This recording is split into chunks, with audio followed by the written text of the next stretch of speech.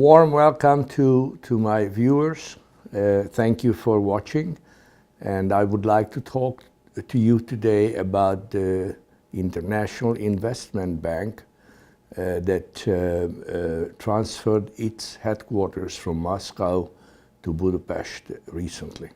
The transfer of the International Investment Bank from Moscow to Budapest is basically a curious affair, and I would like to explain it to you. The bank was established in 1970 as a part of the Soviet bloc and functioned not very effectively until 1990. And after 1990, it became dormant.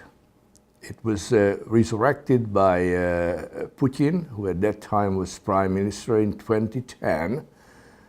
But again, the bank did not function really effectively. It was not sufficiently capitalized, and as a result, they couldn't really do anything about, major infrastructural projects within Central and Eastern Europe.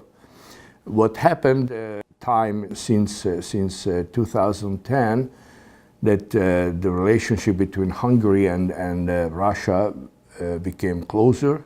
As we know, the nuclear plant, the extension of the nuclear plant with 2 new reactors and so on and so forth, and also Orban having difficulties with the Union and also with the United States. So as a result, the bank is now in Budapest. There was an avalanche of legislation which practically made the bank extraterritorial and its employees diplomatically untouchable. The Hungarian government has no control over the bank, and the bank operates totally independently without any Hungarian control, both as far as its facilities, buildings are concerned, which basically also enjoy diplomatic status, and everybody else who works for the bank is diplomatically untouchable. They can come, they can go whenever they want to Hungary. The head of the bank is Nikolai Kosov, whose father, by the same name, was the head of the KGB in Hungary for 12 years. The mother, Yelena Kosov, was the top spy here in New York for the Soviet Union and Russia at the UN embassy of Soviet Union in Russia. He also got his first jobs in the intelligence business. He has been a spy.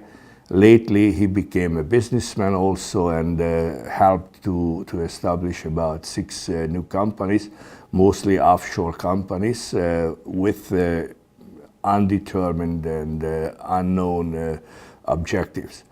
The main thing is that Hungarians and also Europeans, as well as here in the United States, everybody suspects that the bank basically is becoming the Central and East European center of the Russian spy agency FSB, which does not improve the already diminishing trust between Mr. Orban and Brussels and also Washington. If we also consider the fact that the Hungarian economy is in a very bad shape, both the Hungarian industry and agriculture are in very primitive state, and it appears that for the Hungarian government it was more a financial transaction in which the Russians agreed to provide Hungary with billions of dollars in exchange for letting the bank, which is basically a spy center in Budapest, to operate. I think that that development should be followed very carefully, and I promise you that I will remain on track and will follow the activities of the International Investment Bank in Budapest. I also would like to promise you that in the future we will watch very carefully what kind of investments the bank will